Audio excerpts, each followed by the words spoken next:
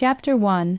I opened the front door expecting the same quiet dawn I always woke to: soft light, cool air, and the gentle creak of the porch settling after a long night. Instead, I stopped so abruptly that the door bumped against my hip. There was a man sleeping on my porch. At first I thought he might be a traveler who'd gotten lost, or someone who'd mistaken my inn for a shelter. But as I stepped closer, I realized something was different. He wasn't sprawled out like someone who'd passed out drunk or collapsed from exhaustion. He was curled beneath my lantern, as if he'd chosen that exact spot, drawn to the warm glow like it meant something to him. The lantern's light flickered across his skin, and that was when I saw it. An almost imperceptible shimmer dusted across his shoulders and arms. Not glitter, not frost, something softer, finer, like moonlit dust that caught the light in delicate flashes. I crouched beside him, my breath held without meaning to. His hair fell across his forehead in dark, tousled waves, and his face was peaceful in a way that made my chest tighten. He looked young, but not fragile, more like someone who'd been carrying too much for too long, and had finally found a place to rest. I reached out, hesitating only a moment before brushing my fingers against his shoulder. He jolted awake. His eyes snapped open, bright, luminous silver for a heartbeat before dimming into something more human. He scrambled backward, breath sharp, gaze darting around as if he didn't recognize where he was. "Hey," I said softly, lifting my hands. "It's okay, you're safe, you're on my porch." He blinked at me, confusion flickering across his features. I didn't mean to be here. You didn't break anything," I said gently, "and you look like you need help more than anything." He tried to stand, but his legs buckled beneath him. I lunged forward, catching him before he hit the boards. His skin was cold, too cold, and the faint shimmer dusted my hands. He looked at me with wide, startled eyes. "I'm sorry," he whispered, as if apologizing for existing. "Don't be," I said firmly. "Come inside, you're freezing." He didn't resist as I guided him through the door. I settled him near the hearth and lit the fire, coaxing the flames to life. The moment the warmth reached him, his shoulders relaxed, and the shimmer on his skin began to fade, as though the cold had been draining something vital from him. I wrapped a blanket around him and stepped back, giving him space. He watched the fire with an intensity that made me pause. His eyes reflected the flames, not just catching the light, but holding it, as if the glow lived inside him. "What's your name?" I asked. He hesitated, as if searching for it. "Knox," he said finally. "I think, you think." I tilted my head. He looked down at his hands, flexing them slowly. "I don't remember how I got here. I remember walking and light, warm light." His gaze lifted to mine. "Your lantern, you followed it?" He nodded, looking embarrassed. "I didn't mean to intrude." "You didn't," I said. "You looked like you needed somewhere safe." He swallowed hard, eyes flickering toward the fire again. "I'm not used to safe places." I didn't push. I simply added another log to the fire and let the warmth fill the room. As the flames grew brighter, Knox's eyes brightened too, just slightly, but enough for me to notice. I lit a lantern on the table beside him, and his gaze snapped toward it instantly. The glow reflected in his irises, turning them pale and luminous again. He blinked, startled, and looked away as if ashamed. "You can stay until you feel better," I said. "No rush, no expectations." He looked at me, then really looked, and something in his expression softened. "Thank you," he whispered. "I don't know why, but I feel like I can breathe here." "Then breathe," I said. He pulled the blanket tighter around himself, shoulders relaxing for the first time.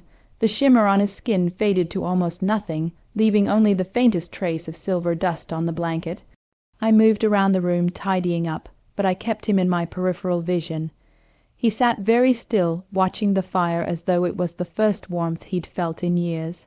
When I lit another lantern near the window, his eyes brightened again, just a flicker, but unmistakable. Drawn to light, drawn to warmth, drawn to me, I pushed the thought away. I didn't know him. I didn't know what he was. But I knew loneliness when I saw it, and I knew exhaustion even better. He wasn't a threat. He was lost. And for reasons I couldn't explain, I felt responsible for him. Later, when the inn had gone quiet and I finally retreated to my room, I paused outside his door. I didn't open it. I didn't need to. I heard it. A soft, delicate fluttering, like wings brushing the walls. Like something magical trying to stay hidden. I pressed my hand to the doorframe, my heart beating a little faster. I didn't know what Knox was, but I knew this. He hadn't come to my porch by accident, and whatever he was, he wasn't done changing my life. Chapter 2. I woke earlier than usual the next morning, the kind of early where the inn still felt half asleep, and the air held the last traces of night's coolness. For a moment I lay there listening, half expecting to hear the soft fluttering I'd heard outside Knox's door the night before. But the whole way was quiet, and the only sound was the faint crackle of embers from the hearth downstairs. I slipped out of bed, wrapped my cardigan around my shoulders, and padded softly down the hallway. I didn't want to wake him if he was still resting. Something about Knox made me instinctively gentle, as if loud noises or sudden movements might startle him into disappearing. When I reached the kitchen, I lit the stove and set water to boil. The familiar routine steadied me: tea, bread, honey, the soft hum of morning. But my thoughts kept drifting back to the man sleeping near my hearth, the shimmer on his skin, the way his eyes had glowed like moonlight when he first woke. I carried a tray of breakfast into the sitting room, expecting to find him still asleep. Instead, Knox was already awake. He sat cross-legged near the hearth. The fire burned low but still warm. He watched the embers with a focus that felt almost reverent, as if the dying glow meant something to him. His posture was careful, almost delicate, and for a moment I simply stood there, taking him in. He looked up when he sensed me, and his eyes caught the faint firelight reflecting it, holding it as if the glow lived inside him. "I didn't mean to wake you," he said softly. "You didn't," I replied, setting the tray down. "I'm just used to being the only one awake this early." He offered a small, tentative smile. I didn't sleep much. I poured tea into a mug and handed it to him. When his fingers brushed mine, a faint drift of silver dust rose from his skin, dissolving into the air like mist.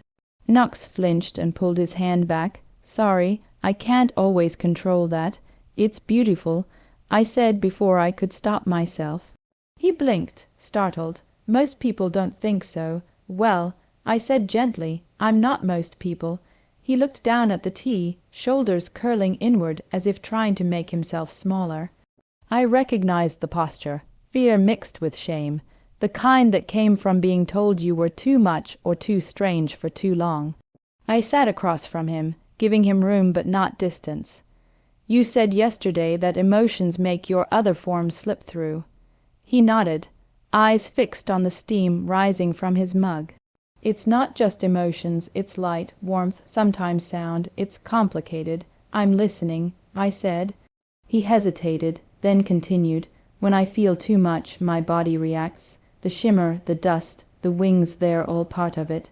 I try to hide them, but it's harder when I'm tired or scared." He paused, or comfortable. My heart gave a small, unexpected flutter. "Comfortable," he nodded, cheeks warming. "Your inn feels safe. I don't know why. I haven't felt that in a long time." I stood and moved to open the curtains, letting morning sunlight spill into the room. The effect was immediate. A beam of sunlight touched Knox's shoulder, and his entire body flickered.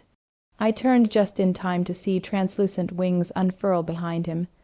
Delicate, shimmering, patterned like moonlit lace. They stretched outward in a trembling arc before folding close again, as if embarrassed by their own existence. Knox froze, mortified. "I'm sorry. I didn't mean—" "It's okay," I said quickly, stepping closer. "It's incredible." He shook his head, wings flickering again in a soft ripple. "It's not supposed to happen like this. I should be able to control it." I reached out, stopping just short of touching the wings.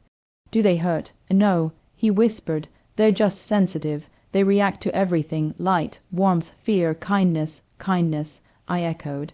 His wings trembled, shimmering faintly, especially kindness. Heat rose in my cheeks. I lowered my hand, not wanting to overwhelm him. "You don't have to hide from me." Knox's breath hitched. "I've never had that choice before." He tried to stand, but the wings flickered again, and he stumbled. I caught his arm, steadying him. The wings softened, folding neatly against his back before fading entirely. He exhaled shakily. "I'm sorry. I didn't mean to lose control. You didn't," I said. "You're just being yourself." He looked at me with an expression I couldn't quite name, something between awe and fear and hope.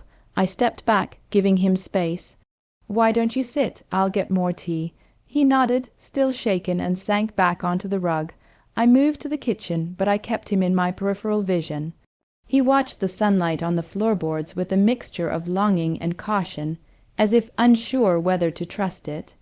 When I returned with a fresh pot of tea, he accepted it with both hands. "Thank you," he murmured, "for not being afraid." "I don't think you're dangerous," I said. "You don't know what I am," he replied quietly. "Then tell me." He hesitated, then lifted his gaze. "I'm a moth shifter." I blinked. "A moth?" He nodded. "Not like the ones you see around lamps. My kind is different. We're drawn to warmth, to light, to people who feel like home." My breath caught. "Is that why you came here?" "I don't know," he admitted. "I just remember walking, and then your lantern. It felt like something calling me. You were freezing." I said softly. "You could have died out there, I know." His voice softened, but I didn't because of you. I looked away, overwhelmed by the tenderness in his tone. I lit a lantern on the windowsill, and the warm glow filled the room. Behind me, I heard him inhale sharply. I turned to see his eyes brighten again. Just a flicker, but unmistakable. He looked at me as if I were the lantern. My heart thudded once, deep and certain. I didn't know what Knox was running from. I didn't know why he'd been drawn to my porch. But I knew this: he wasn't a threat. He wasn't a burden. He was a man who had forgotten what safety felt like. And I could give him that. As I moved to tidy the room, he shifted slightly, the blanket rustling. "Harmony?" he said softly. "Yes." His voice was barely above a whisper. "Thank you for seeing me."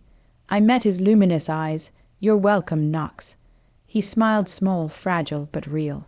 And something inside me settled, warm and certain, as if a long empty space had finally found its missing light. Chapter 3. I woke the next morning with a strange sense of anticipation humming under my skin, as if something in the inn had shifted overnight. The air felt different, charged almost, and for a moment I lay still listening. The inn was quiet, but not in its usual sleepy way. It felt like holding my breath before stepping into a warm bath. I slipped out of bed, wrapped myself in my cardigan, and made my way toward the dining room. The early light was already spilling through the windows, soft and golden, warming the wooden floorboards. I could hear faint movement ahead, gentle, careful, like someone trying not to disturb anything. When I stepped into the dining room, I found Knox standing near the table, his posture uncertain but earnest. He'd set out plates and cups again, arranging them with a precision that made me smile. He looked up when he sensed me, and for a moment the sunlight caught his face in a way that made him look almost unreal. Soft edges, luminous eyes, a faint shimmer beneath his skin.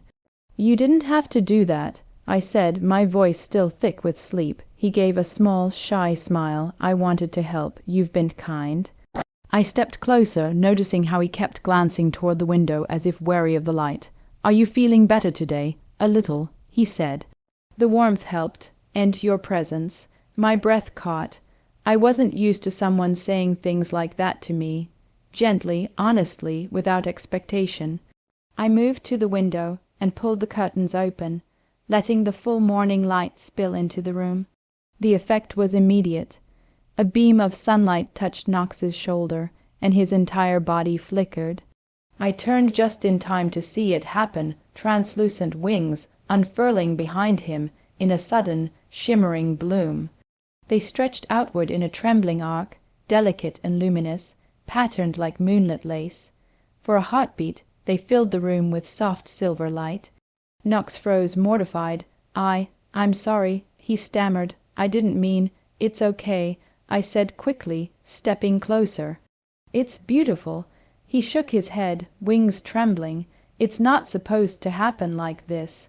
I should be able to control it. I reached out, stopping just short of touching the wings. They looked impossibly fragile, like they might dissolve if I breathed too hard. Do they hurt? No, he whispered. They're just sensitive. They react to everything, light, warmth, fear, kindness, I echoed.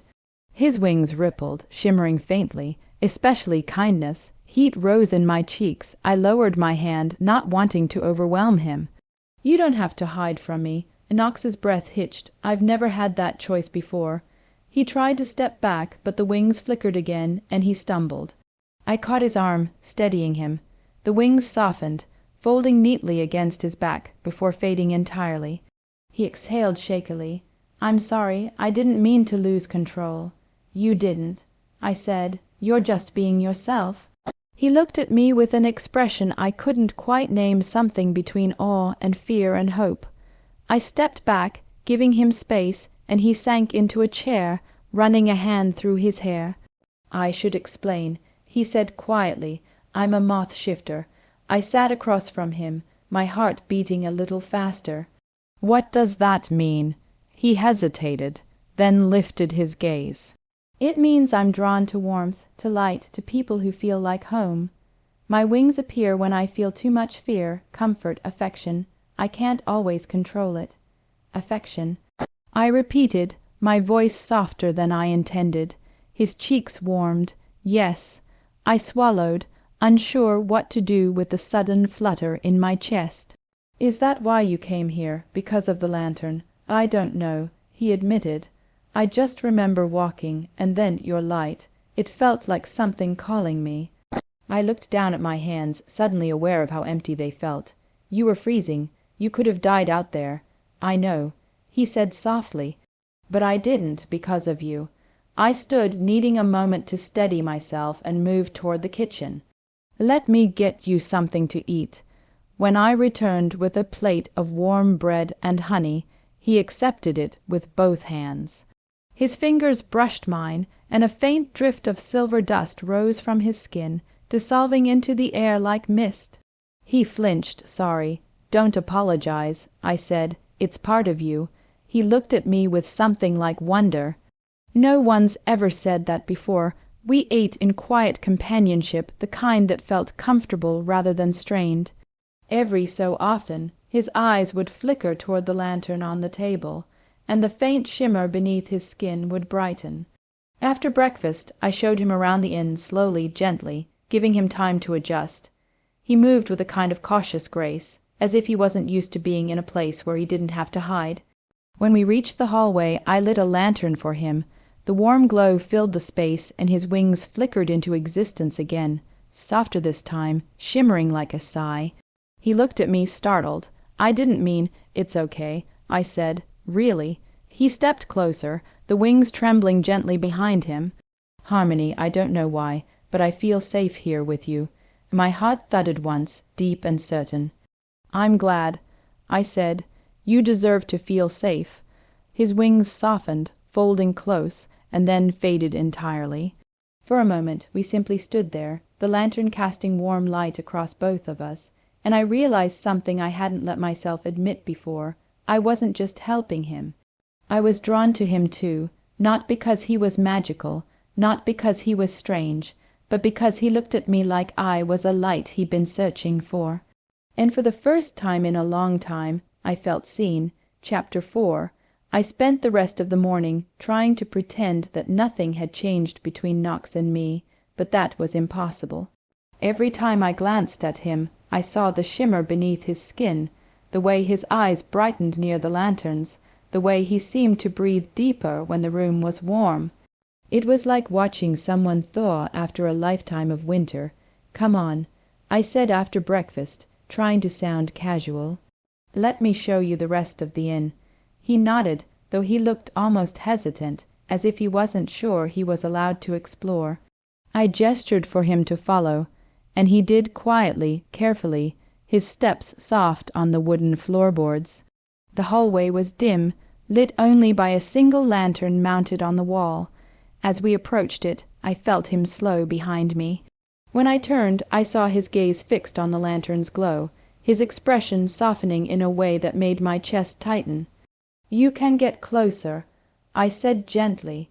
He stepped forward, stopping just beneath the lantern. The warm light washed over him, and for a moment the faint outline of wings flickered behind him, just a whisper of silver, barely there. He caught me watching and looked away quickly. "Sorry, I didn't mean to. You don't have to apologize," I said. "It's part of you," he nodded, though he didn't look convinced. I led him into the kitchen next.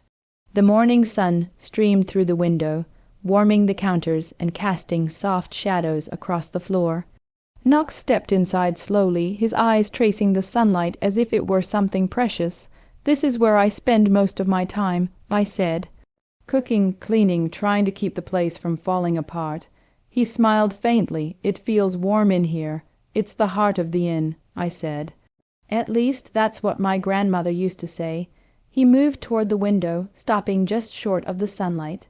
When the light touched his hand, the shimmer beneath his skin brightened, and for a moment I saw the faintest ripple of wings again. He pulled back quickly. "Sorry. You really don't have to keep apologizing," I said. "I'm not afraid of you." He looked at me then, something vulnerable flickering in his eyes. "Most people are. Well," I said softly, "I'm not most people." We left the kitchen and continued down the hallway. I lit another lantern as we passed, and Knox paused again, drawn to the glow. His fingers hovered near the glass, not touching, but close enough that the light seemed to lean toward him. "You really are drawn to light," I said. He gave a small sheepish smile. "It's instinct. Warmth feels like safety, and safety feels like—" He trailed off, his cheeks warming. "It feels rare." My heart tightened. "You're safe here." He looked at me, really looked, and something in his expression softened. "I know." We moved through the guest rooms next. Most were empty this time of year, but I kept them tidy anyway. Knox lingered in the doorway of each one, his gaze drifting toward the lamps and lanterns, as if cataloguing every source of warmth. When we reached the small reading nook at the end of the hall, I turned on the lamp beside the armchair. The soft glow filled the space, and Knox's wings flickered again, just a shimmer, just a breath, but enough to make my heart skip. "Does it always happen when you're near light?" I asked. "Not always," he said. "Only when I feel something." "Something," I echoed. He hesitated, then nodded. "Comfort, calm, warmth, connection," and my breath caught. "Connection." His wings rippled, betraying him. I swallowed, suddenly aware of how close we were standing. "Knox," he stepped back quickly, wings fading. "I'm sorry. I didn't mean to make you uncomfortable." "You didn't," I said. "I just didn't expect this." "Neither did I," he admitted. We stood there for a moment, the lamp casting soft light across both of us. I could feel the warmth of it on my skin, but I could also feel something else, something like a pull, gentle but insistent, drawing me toward him. I cleared my throat and gestured toward the back door. "Come on, there's one more place I want to show you." He followed me outside into the small garden behind the inn. The morning sun had warmed the stones, and the air smelled faintly of rosemary and mint. Knox stepped onto the path slowly, his eyes widening as he took in the sunlight.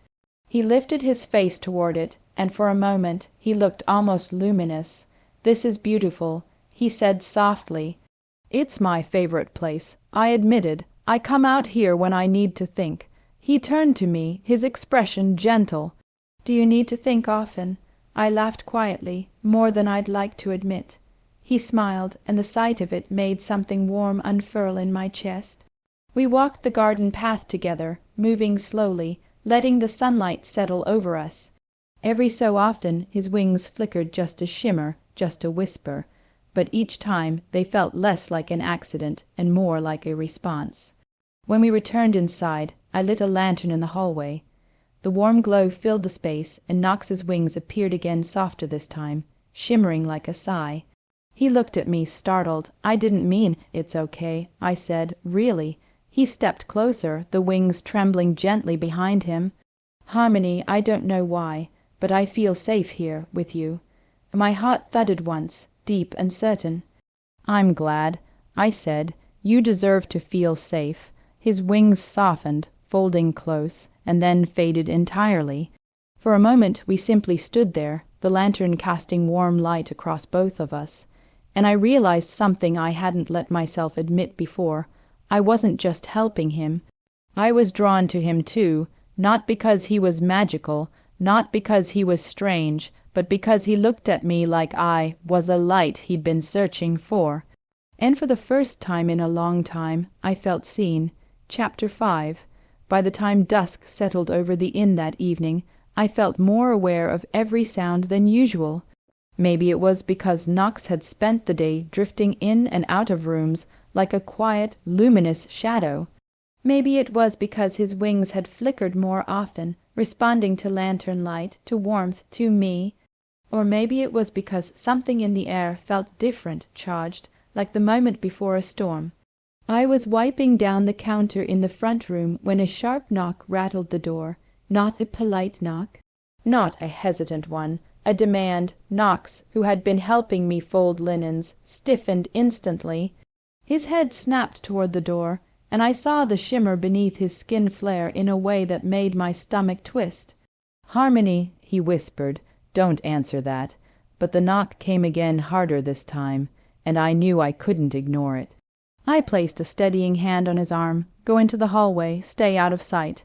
He hesitated, fear flickering across his features, but he obeyed. I watched him slip into the shadows, his wings threatening to appear before he forced them down.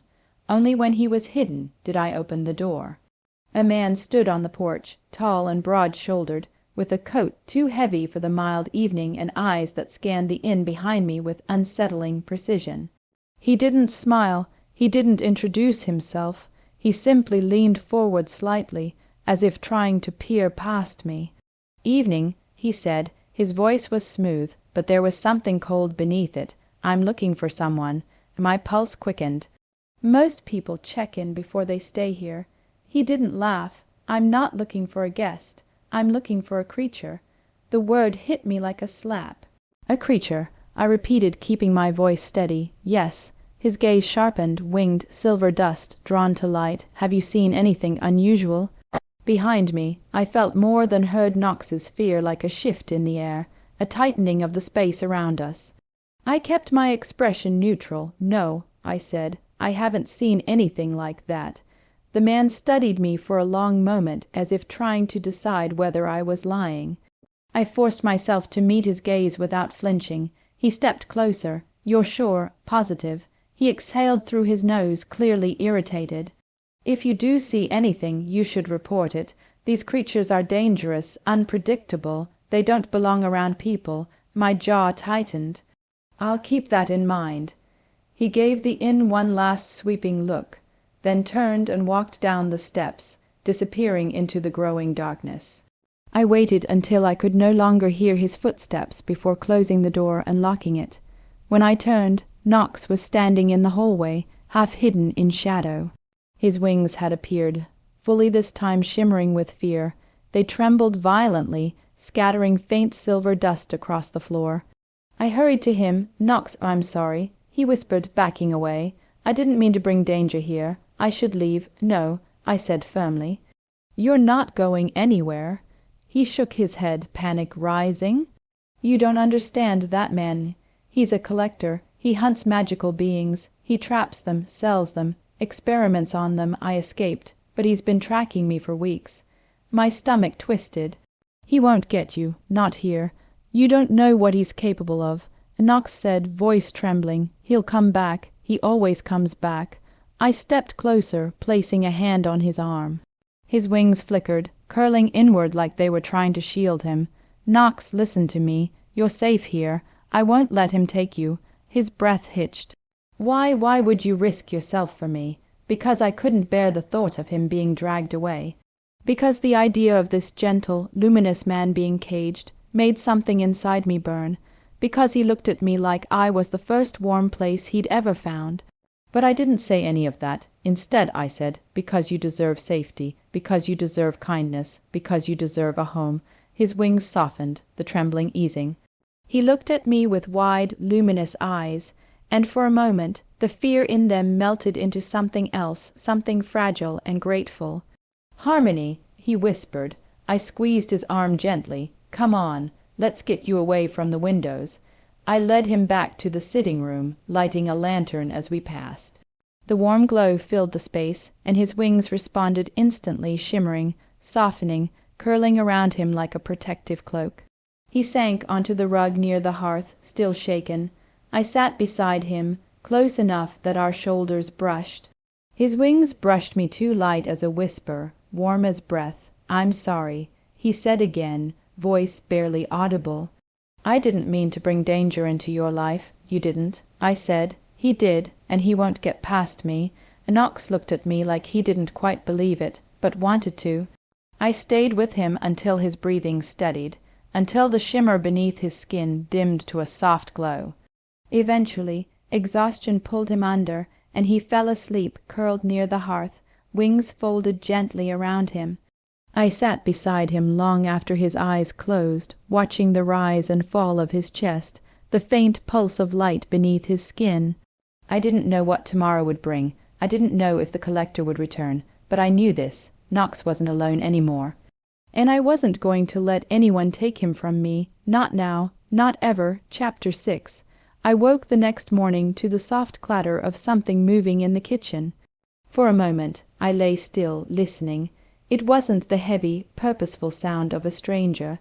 It was lighter, gentler, like someone trying very hard not to disturb anything. "Knox." I slipped out of bed and padded down the hallway, the floorboards cool beneath my feet. When I reached the kitchen doorway, I stopped, my breath catching in my throat. Knox stood by the window, bathed in early morning light. He was holding one of my torn curtains, one I'd meant to mend weeks ago, and as I watched, a faint shimmer drifted from his fingertips. The fabric pulled together seamlessly, the tear closing as if it had never existed. He didn't notice me at first. His expression was focused, almost serene, and the soft glow beneath his skin pulsed gently with each movement. When he finally sensed me, he startled, the shimmer fading instantly.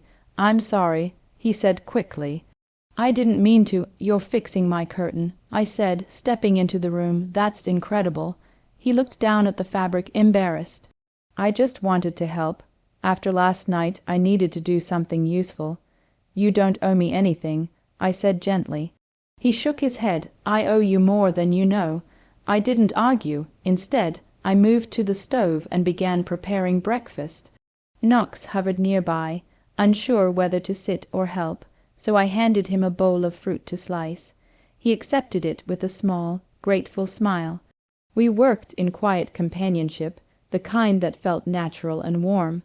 Every so often, I caught him glancing toward the lantern on the counter, and each time the faint shimmer beneath his skin brightened. When we sat down to eat, he seemed more relaxed than he had since arriving. His shoulders weren't as tense, and the shadows beneath his eyes had softened. "How are you feeling?" I asked. He hesitated. "Better, safer."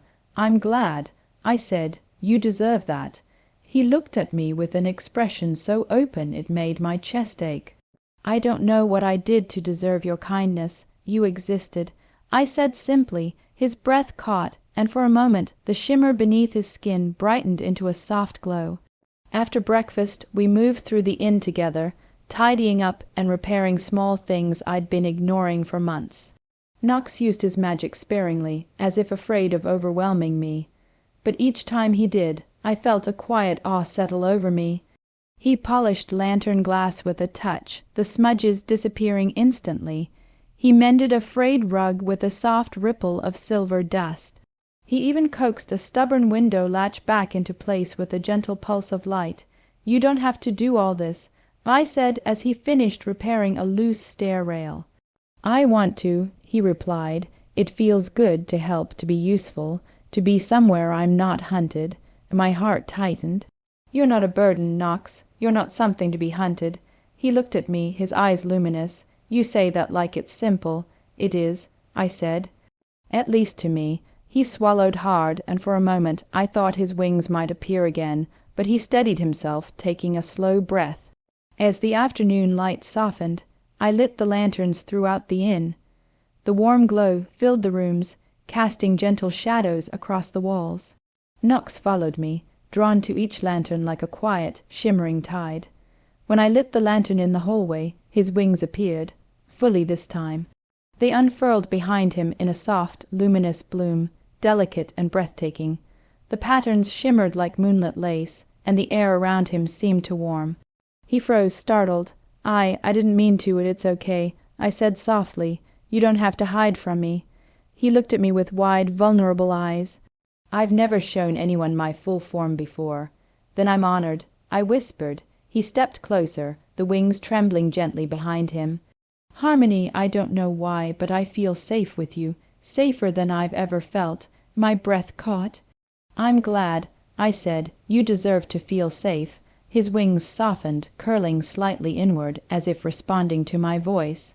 He hesitated, then took another step toward me. "Can I show you?" he asked quietly. "All of it."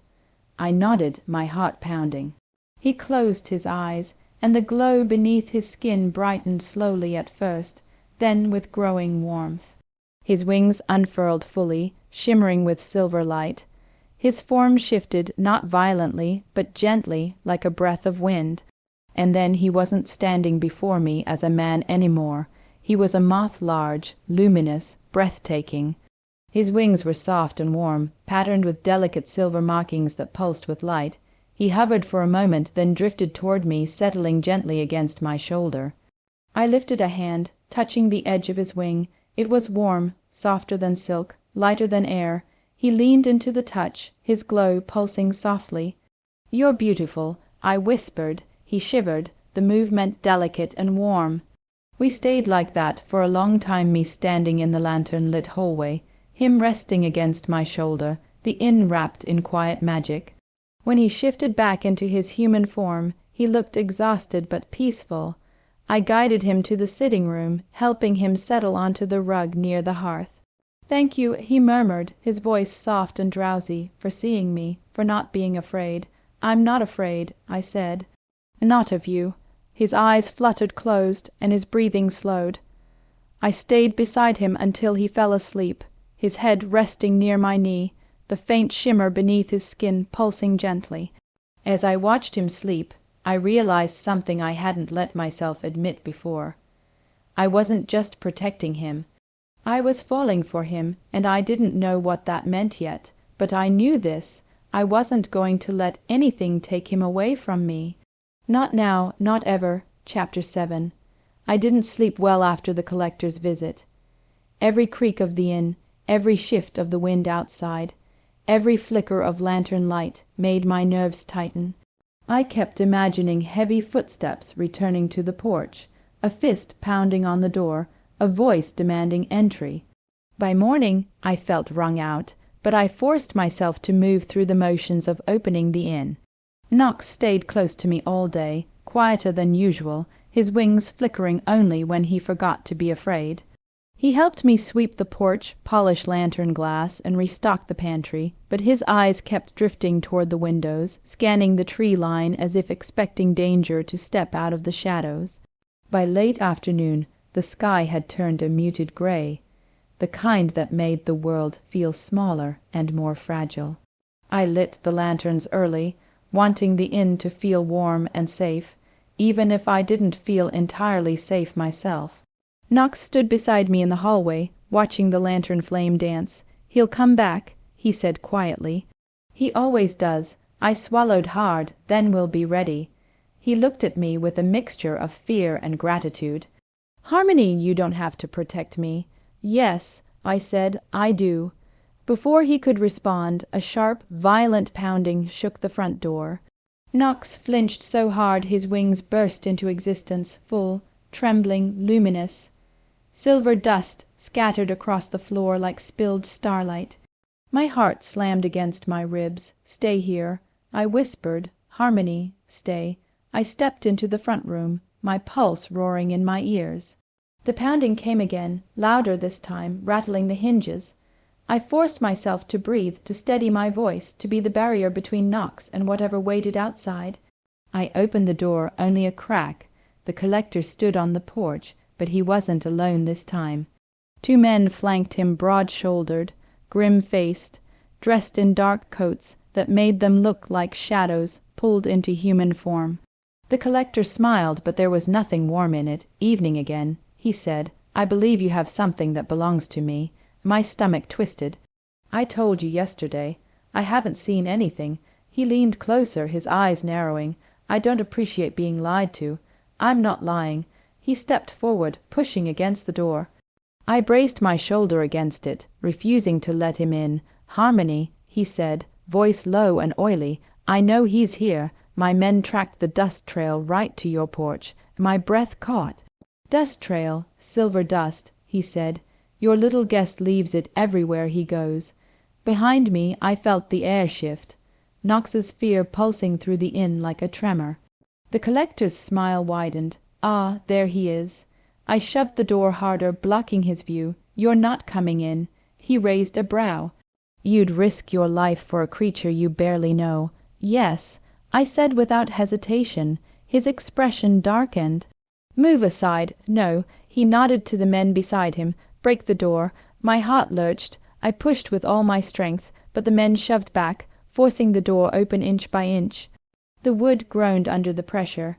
I dug my heels into the floor, but they were stronger, too strong. "Harmony!" Knox's voice rang out behind me, filled with panic. I turned just as he stepped into the front room, wings flaring uncontrollably, scattering silver dust in a shimmering cloud.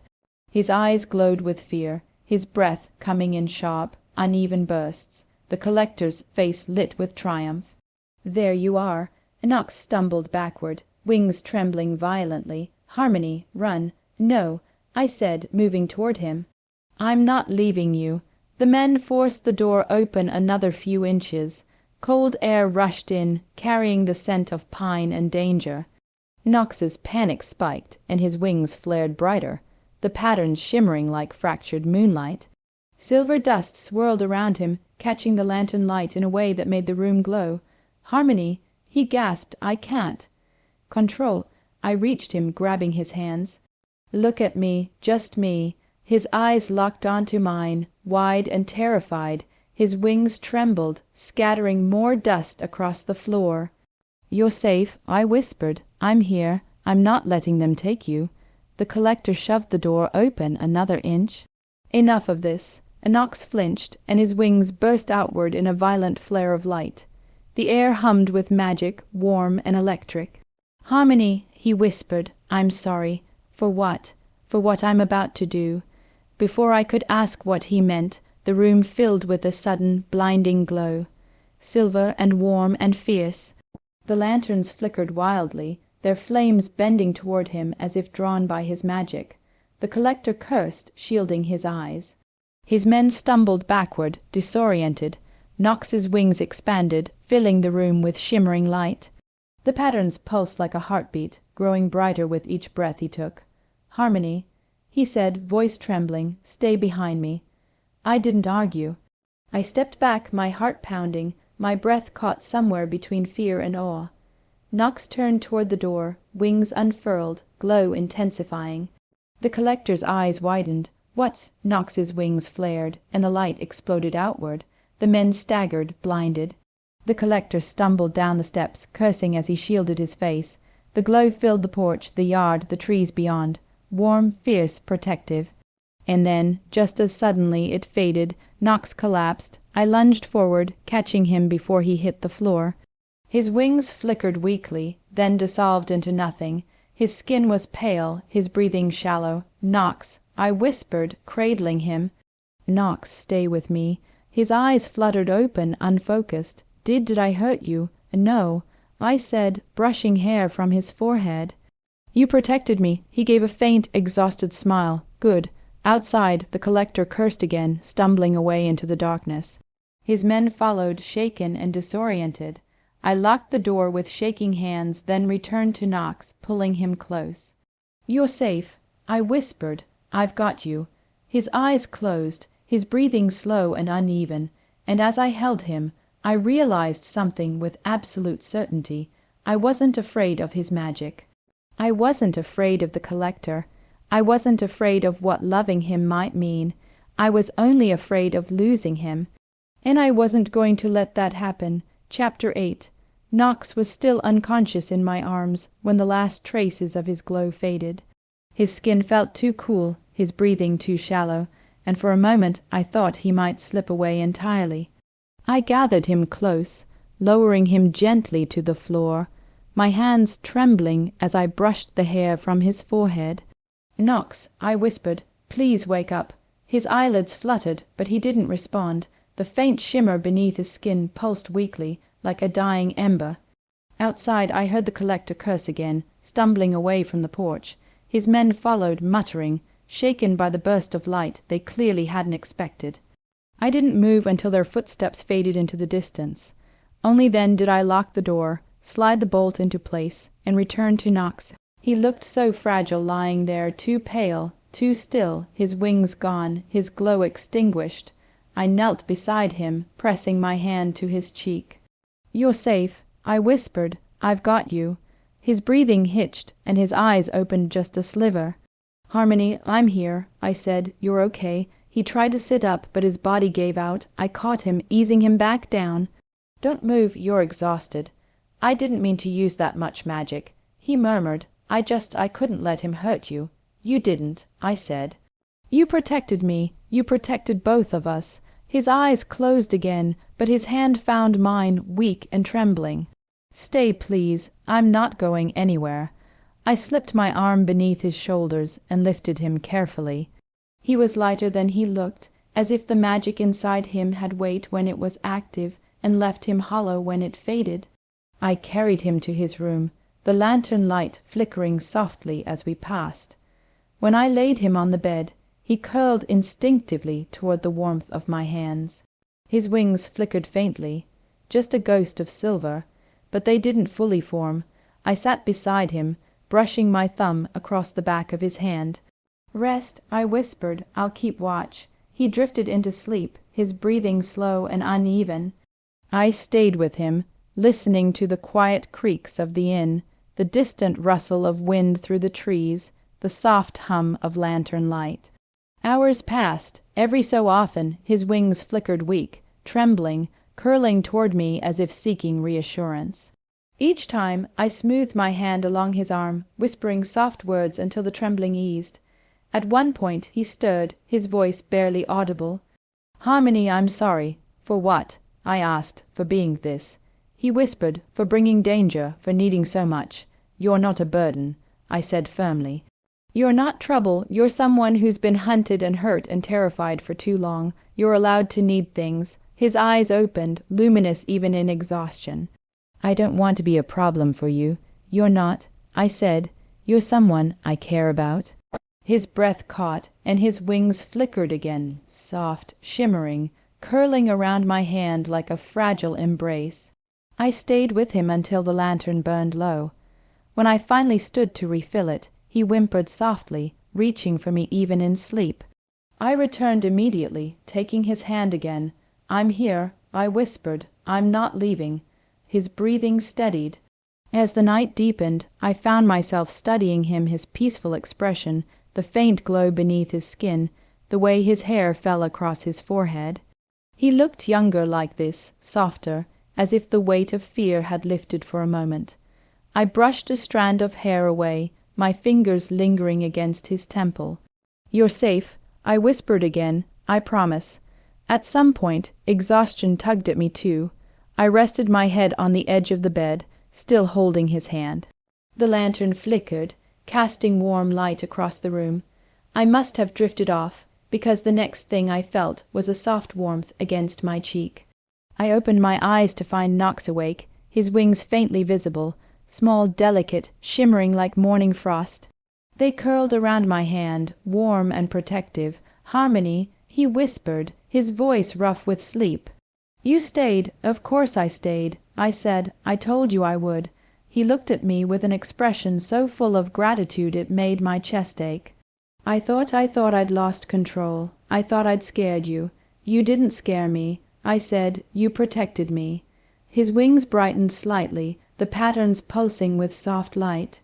I didn't mean to collapse. You used too much magic, I said gently. Anyone would have collapsed. He swallowed, his eyes shining.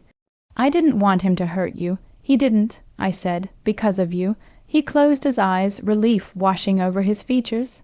His wings curled closer, brushing my arm with a warmth that felt like a promise. Harmony. He whispered, I don't know what I'd do without you. You don't have to know, I said. You're not alone anymore. His breath trembled, and his wings flickered again, soft, luminous, full of emotion he didn't have words for yet. I squeezed his hand gently. Rest, I'll be right here. He nodded, his eyes drifting closed again. His wings dimmed but didn't disappear, curling around my hand like a protective cocoon. And as I watched him sleep safe, warm, glowing softly in the lantern light, I realized something with absolute certainty. I wasn't just protecting him. I wasn't just helping him. I was choosing him, and I would keep choosing him, no matter what came next. Chapter 9. I woke with my cheek resting on the edge of Knox's bed, and my hand still wrapped in his. For a moment I didn't move. I just listened to the soft rhythm of his breathing, to the faint hum of magic beneath his skin, to the quiet peace that had settled over the room like a blanket. When I finally lifted my head, I found him watching me. His eyes were half open, luminous in the dim morning light. His wings, small, delicate, translucent, were curled faintly around my arm, as if they'd reached for me in his sleep. You stayed, he whispered, voice rough with sleep. Of course I stayed. I said, I told you I would. He blinked slowly, as if trying to process the simple truth of that. I thought after what happened you might be afraid. I'm not afraid of you, I said, not even a little. His wings flickered, shimmering softly. I've never been able to control my shifting like that, not when I'm scared, not when I'm feeling too much. I sat up a little straighter, still holding his hand. What changed you? He said simply. The word hit me like a warm gust of air. I felt it settle in my chest, soft and certain. Me? I asked, my voice barely above a whisper. He nodded. When you touched me, when you spoke to me, everything calmed. I calmed. I've never had that before. I swallowed, my heart thudding. Knox, he shifted slightly, wincing as he tried to sit up. I helped him, propping pillows behind his back. His wings fluttered weakly, brushing my arm with a warmth that made my breath catch. I don't understand it, he said. But when you're near me, the panic quiets, the magic steadies. It's like you anchor me. I felt heat rise in my cheeks. I don't know what I'm doing. I'm just being here. That's enough, he said, more than enough. For a moment we just looked at each other. The room felt impossibly still, as if the inn itself were holding its breath. I reached out, brushing my fingers along the back of his hand. You scared me last night. I admitted softly, not because of your magic, but because you collapsed. I thought I might lose you. His wings flickered again, shimmering with emotion. I'm sorry. I didn't mean to frighten you. You didn't frighten me. I said, you mattered to me. His breath hitched. I matter to you, yes, I said, more than I expected. He closed his eyes as if the words were too much. When he opened them again, they were shining not with magic, but with something tender and raw, harmony. He whispered, You're the first person who's ever seen me as more than a creature, more than a problem, more than something to hide. You're not any of those things, I said. You're you. His wings unfurled slightly, curling toward me like a soft embrace. I didn't pull away. I let them brush my arm, warm and delicate, as if they were learning me the way he was. I don't know what this is, he said quietly. This feeling, this connection, I don't either, I admitted, but I know it's real. He reached out, hesitating for a moment before letting his fingers graze my cheek. The touch was feather-light, warm, trembling. His wings brightened, responding to the closeness. I've been alone for so long, he whispered. I didn't think I'd ever feel anything like this. You're not alone anymore, I said, not as long as you want to stay. His breath trembled. I want to stay. The words settled over me like a warm blanket. I leaned closer, resting my forehead against his. His wings wrapped around us both, soft, glowing, protective. For a long moment we stayed like that, breathing the same quiet air, sharing the same fragile warmth. His glow pulsed softly, matching the rhythm of his heartbeat. "I don't know what comes next," he murmured. "We don't have to know," I said. "We just have to choose each other." His wings tightened around me, gentle and sure. "Then I choose you. I choose you too," I whispered. The glow between us deepened, warm and steady, filling the room with soft silver light. And for the first time since he'd arrived on my porch, I felt something settle inside me. Something calm, something certain, something like belonging. Whatever came next, we would face it together. Chapter 10. Knox slept for most of the morning after the collector fled, and I stayed beside him the entire time. I didn't want to leave him, not even for a moment. His breathing was steady but shallow, and every so often his wings flickered faintly beneath the surface of his skin, as if his magic was trying to reassure itself that he was still safe. When he finally stirred, the lantern beside the bed had burned low, casting soft amber light across the room. His eyes opened slowly, adjusting to the glow. "Harmony." His voice was rough, but stronger than before. "I'm right here," I said, brushing my thumb across the back of his hand. He looked around the room, confusion giving way to relief. "I didn't dream it, did I? The light, the collector, everything." "No," I said softly. "It all happened." He exhaled shakily. "I thought I'd lost control. I thought I'd hurt you." "You didn't," I said. "You protected me. You protected both of us." His wings flickered beneath his skin, a soft ripple of silver. "I didn't know I could do that. I didn't know I had that much magic left. You had enough," I said. "And you're safe now." He closed his eyes for a moment, letting the truth settle. When he opened them again, they were softer, warmer. "I want to stay," he whispered, "if you'll have me." My heart tightened. "I want you to stay." He reached for my hand, his fingers curling around mine with surprising strength. "Then I will." Over the next few days, Knox recovered slowly. His glow returned in small pulses, soft, warm, steady. His wings appeared more often now, not from fear or panic, but from something gentler, something like affection. He helped me around the inn again, though I insisted he take breaks. He ignored me, of course, but in the sweetest way, hovering near lanterns, mending small things with delicate magic, moving through the rooms with a quiet grace that made the entire place feel different, brighter, warmer, alive. Guests began to arrive again, drawn by the soft glow that seemed to linger in the air. They commented on how peaceful the inn felt, how restful the rooms were, how the lanterns seemed to burn just a little brighter than usual. I didn't tell them why. One evening, as the sun dipped behind the trees and the inn settled into its familiar nighttime hush, Knox and I stood on the porch together, the same porch where I'd found him curled beneath my lantern, cold and lost and shimmering with moonlight. Now he stood beside me, warm, steady, glowing softly in the lantern light. "It feels different out here now," he said quietly. "How so?" I asked. He looked at me, his eyes luminous. "It feels like home." My breath caught. "Does it?" He nodded. "Because you're here." His wings unfurled behind him slowly, gently, shimmering like silver lace. They wrapped around us both, warm and soft, creating a cocoon of light that made the world feel impossibly small and safe. I leaned into him, resting my head against his shoulder. "I'm glad you stayed. I followed your light," he said. "But I stayed for you." The words settled over me like a warm blanket.